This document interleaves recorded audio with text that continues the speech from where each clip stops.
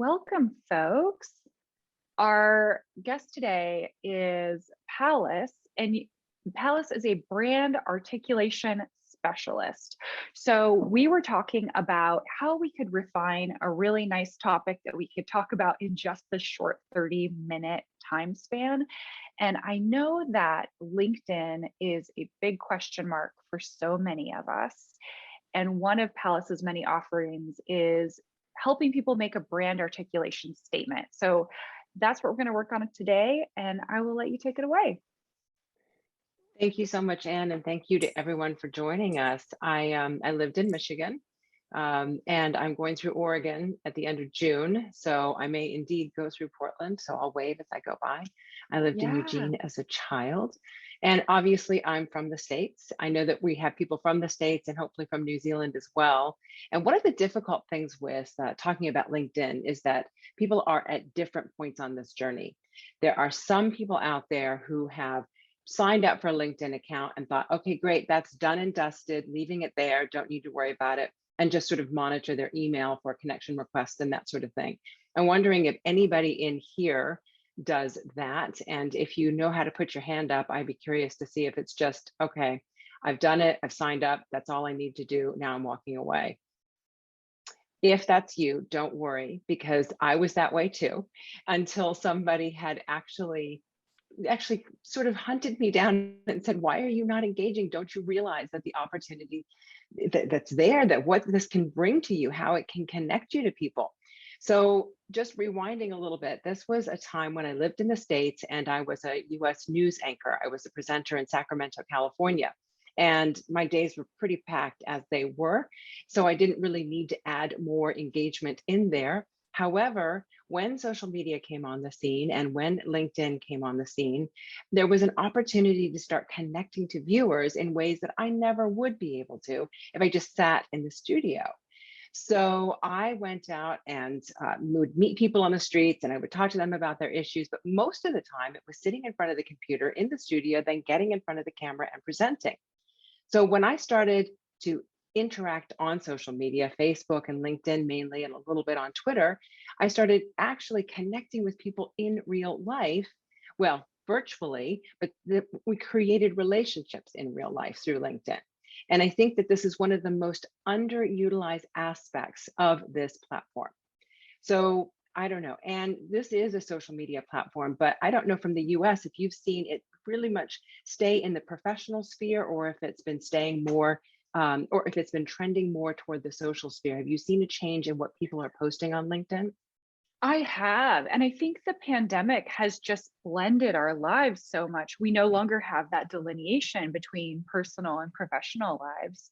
So I do think that the pandemic helped us all be more human and relate to each other as humans. So I've definitely seen more like celebrating birthdays and anniversaries and people talking about even their health on LinkedIn. hmm And this is a blend now. We have that work-life blend rather than work-life balance that the pandemic really brought to the forefront. Some people don't like this. Some people would prefer that LinkedIn remain a professional space. But we are, and I think we need to acknowledge saying that LinkedIn is morphing a little bit, is changing a little bit. However, what you see is very much a function of the algorithm, basically what you comment on, what you like, what you click on.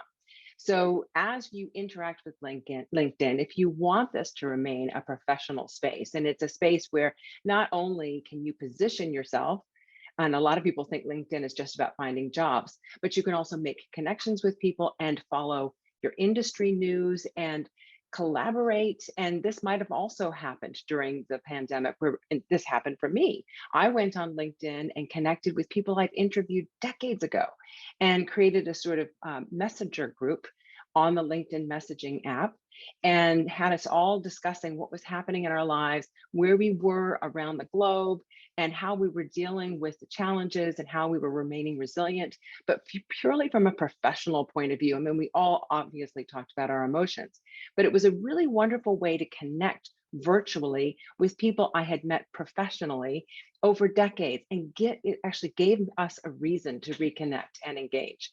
And I'm going to also pause for a second because speaking of the work-life blend, I've got my dog on the side who decided that he could not sit outside of my room. So he's munching on a bone on the side over here. So you might hear this in the background, and I feel like I need to acknowledge that.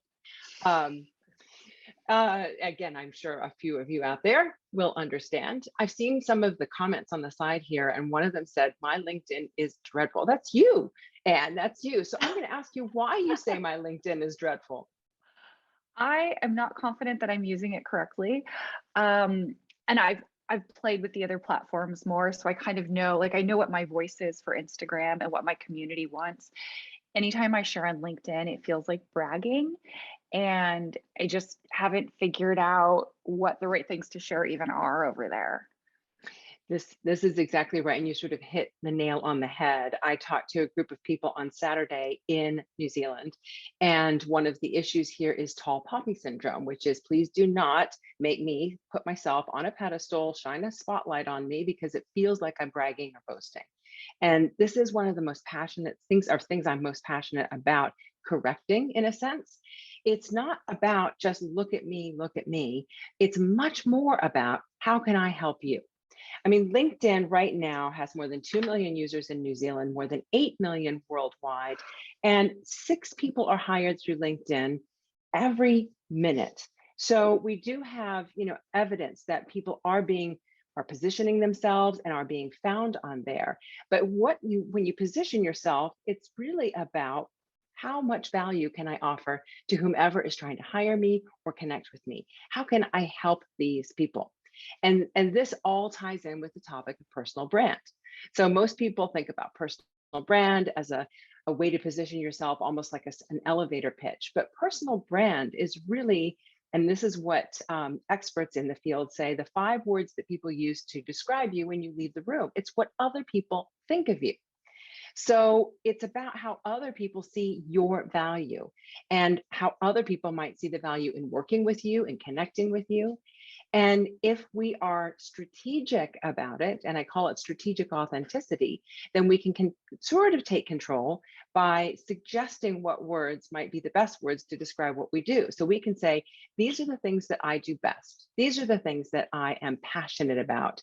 These are my values. And then blend those messages and those words into anything that we're putting out there, our LinkedIn personal brand statement, into our CVs, all of that, or elevator pitches if you are a fan of those. I'm not. I like to start a conversation rather than pitch at somebody. But it is, an opportunity not just to position yourself, but also to create the representation that you would like people to see in the world professionally. So I'm going to go back and circle back to another point. Algorithms. What we see on LinkedIn is what we click on, is what we respond to. And when you're using LinkedIn, if you want to use it strategically, it's really important that you actually use the comments and the interactions as a way to say, okay, these are my values, these are my passions, these are my strengths. How can I add those to every interaction that I have? So how often do you comment, say, on posts on LinkedIn? And I'll ask you that. Yeah, pretty maybe once a week, and it's generally a colleague saying, "Hey, congrats for that."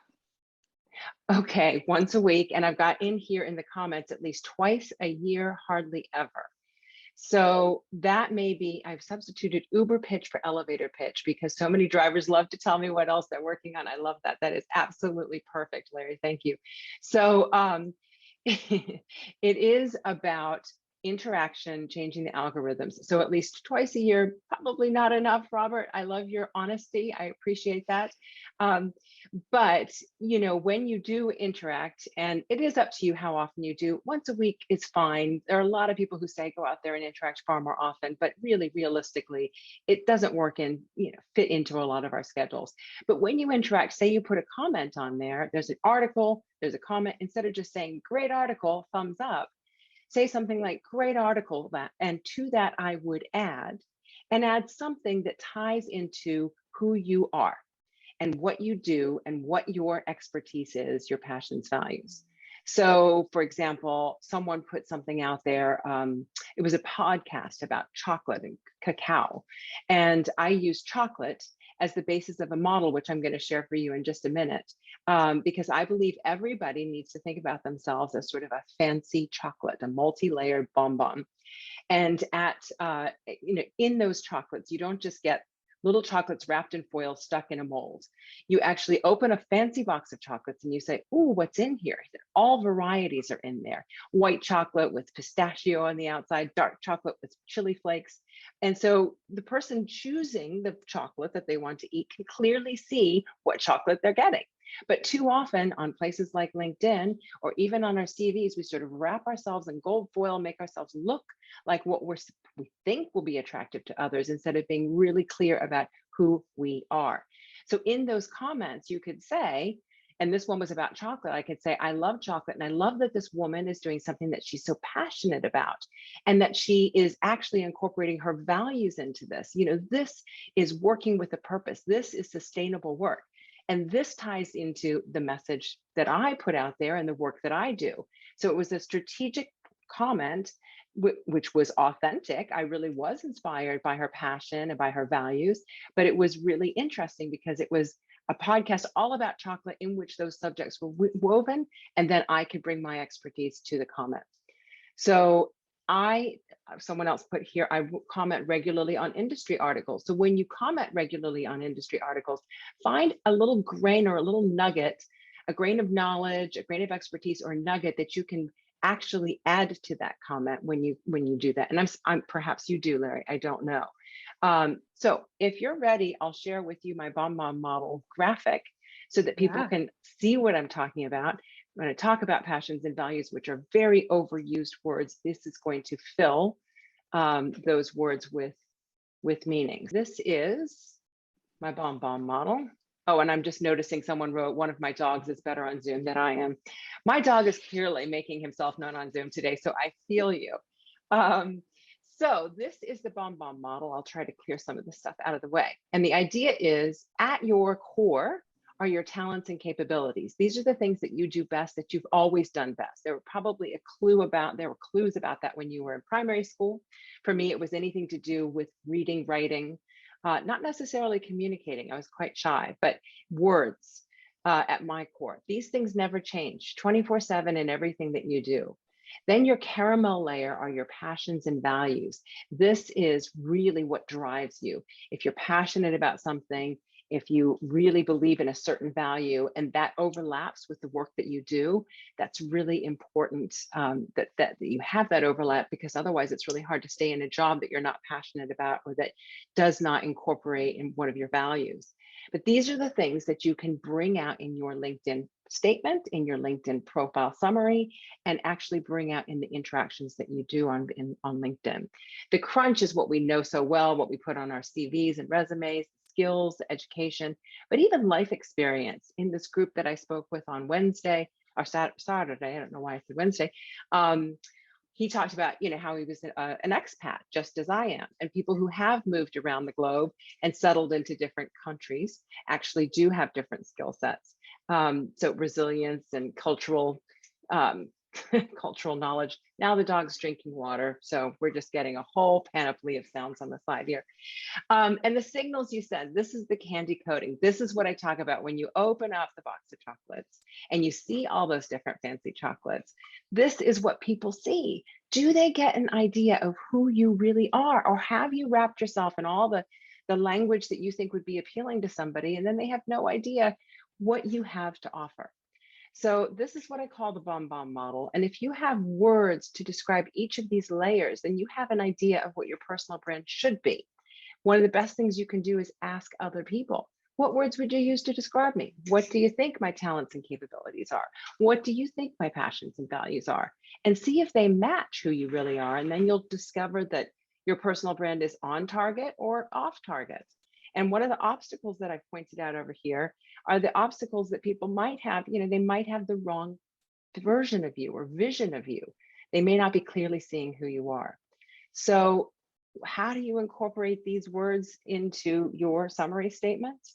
Well, I'll stop the share. I love this model because what I'm going to ask you, Anne, am I allowed to ask other people during the Zoom session? Yeah, Oh, good. absolutely. Okay, Yeah, because I'm let's getting do it. tired of hearing my own voice. What do you people say? Well, you're going to describe yourself. We slice into what? What's the word that people use? Onion. Onion, exactly. Who wants to talk about onions all day? And is that really actually what we are? No, we're not the same on every layer. We don't look the same. We are different on every single layer. So, what words do you think, would anybody be comfortable sharing what words might match some of those layers, what your core talents are, your passions, values, or some of your skills? Okay. I guess like passions of mine would be community and connecting with other people. Um, I guess I have a high value of in like building strong relationships. Fabulous. So that's a perfect place to sort of spotlight that on LinkedIn, with the companies or the influencers you follow, with the comments that you make.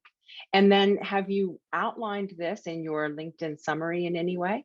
No, I paid somebody a lot of money to write me a LinkedIn summary when I was looking for a job. I I love reading and I hate writing, and I just felt really overwhelmed with like getting my LinkedIn going. So I paid somebody to write it, and it's good enough for now, but it's something that I'll probably revisit probably soon, because that was for like an old job and I've just kind of like kept it up there. But yeah. Okay. Okay. Improve. Thank you for that. Thank you for that. I appreciate it. So when people look at your LinkedIn summary, very often it's positioned, they think it's, when you put your LinkedIn summary up, you think, okay, this pretty much should match my CV, my resume. So what's on there should be on this. But really, when people look at your summary, they're looking at not just what you do, but who you are. They want to know what value you'll bring their organization, but what it will be like working with you.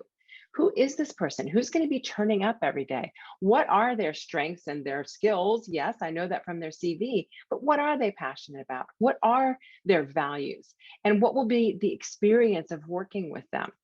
And how will that add to my team? So it's sort of like a 3D picture of you. And the picture, unfortunately, written, and not everybody loves writing it. So I'm going to offer you a few words to put into your LinkedIn summary if you haven't got one.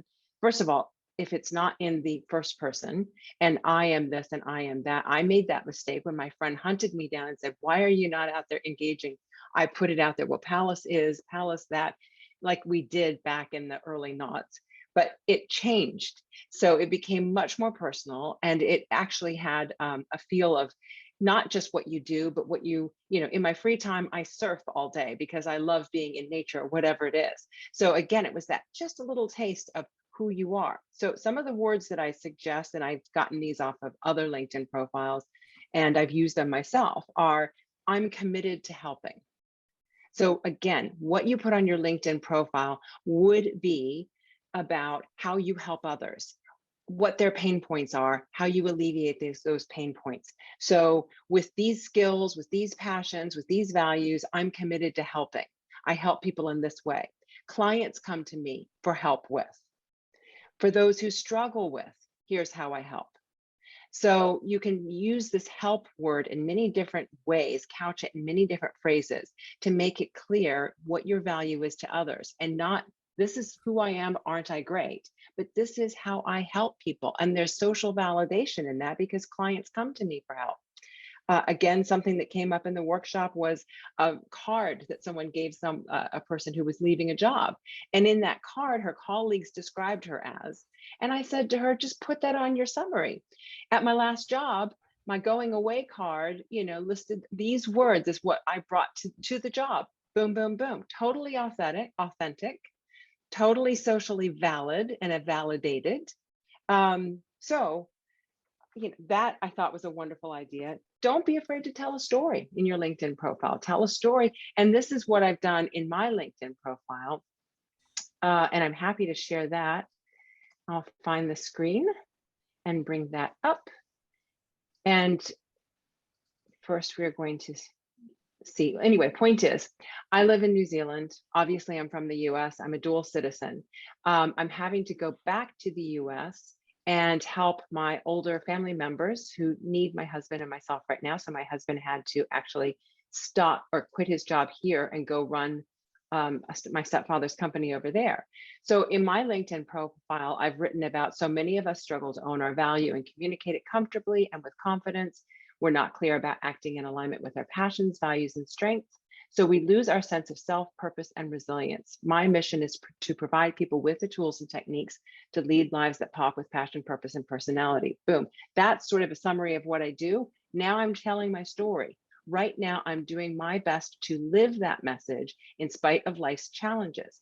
Currently splitting my time between the US and New Zealand, I am spending time with family members in their final years while completing a Master of Creative Writing remotely. I'm still offering mentoring, training to help you. So I have woven in a personal story in there, shown where my values lie, but also strategically messaged why I may not be out there public speaking as much as I have before or offering as many trainings. And there are many different sort of takes on your about section. Some people think it needs to be 5 lines, bullet point, great. And if that's you and that's the environment you want to work in, great, then do that. I use all of my words. I try to actually break them up into things that you can read easily, single sentences, short bullet points, that sort of thing. And then I always put a call to action at the end or where you can find other resources. So, but the point is, this is your chance to tell your story. And in your story, you can incorporate some of the words that you use from the BombBomb model. You can incorporate how you help others and what pain points you alleviate. And I'm seeing questions. Time for questions because it's 9:23. So I'm again gonna shush.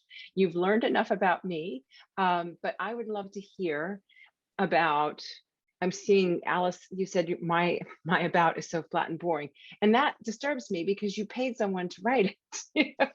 So it feels very like corporate. It doesn't feel like me at all. Like it feels like I was trying to get a job.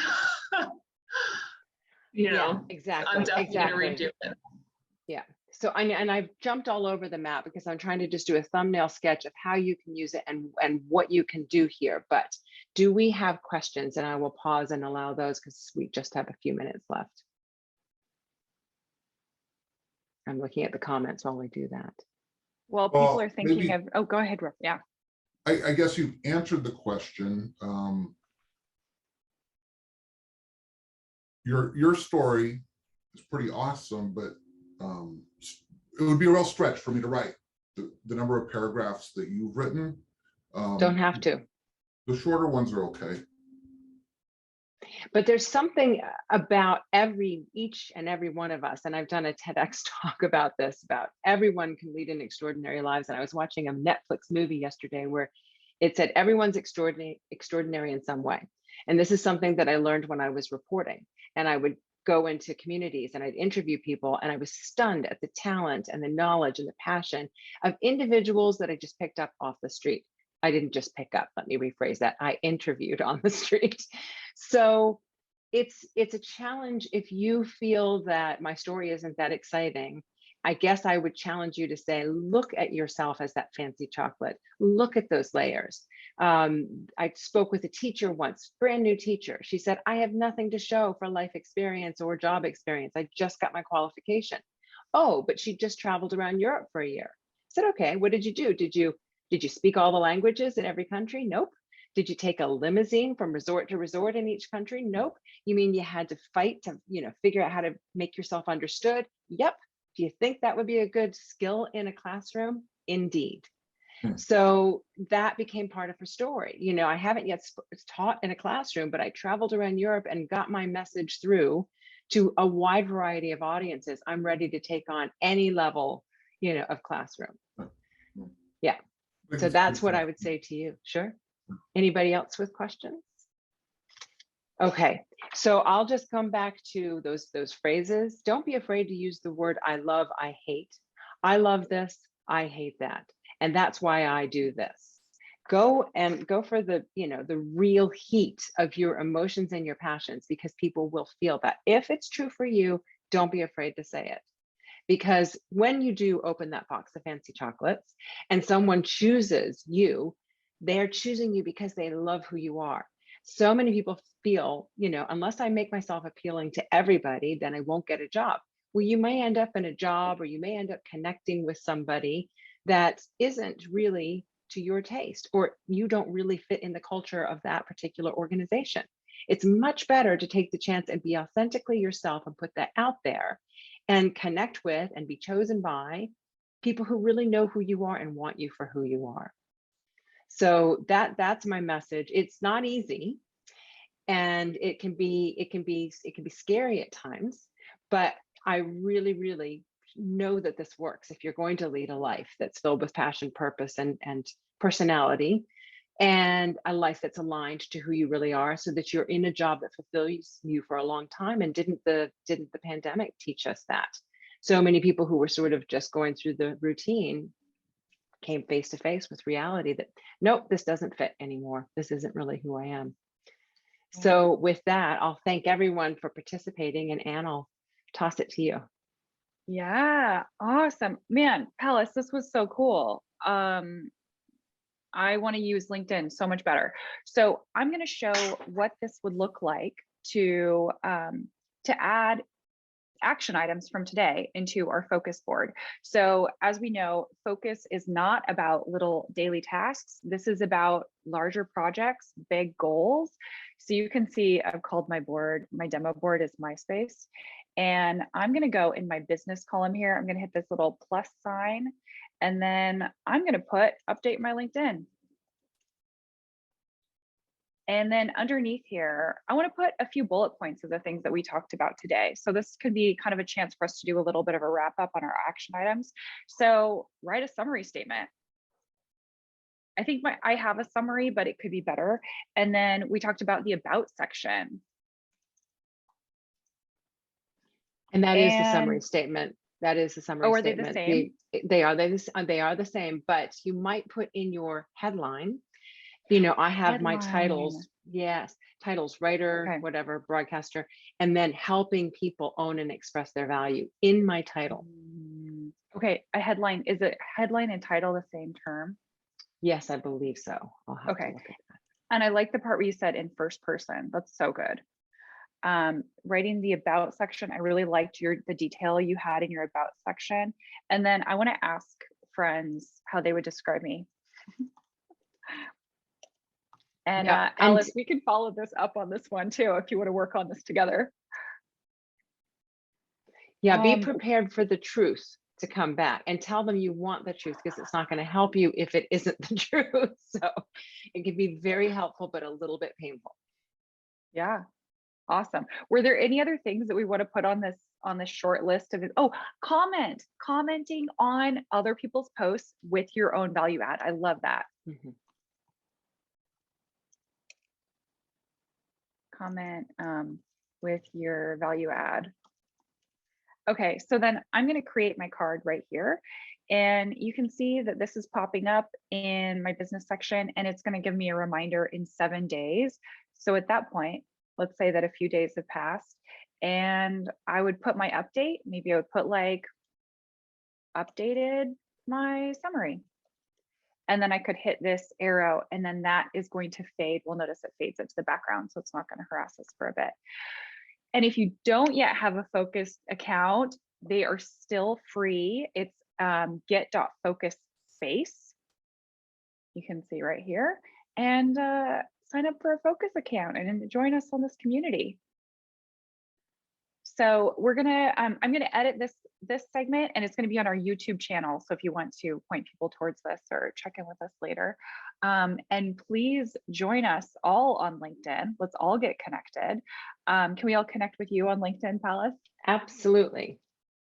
Fantastic. Okay, I hope to see a lot of updated bios after this session. Me too. That would be really a good takeaway. I appreciate you asking me to be here today, and I love helping people. That is my passion. So thanks for the opportunity to do that in this way. Awesome. Okay, thanks so much, team. We'll see you soon. And bye to the pup dog saying there. Thanks so much, everyone, for coming. Yeah, thank you.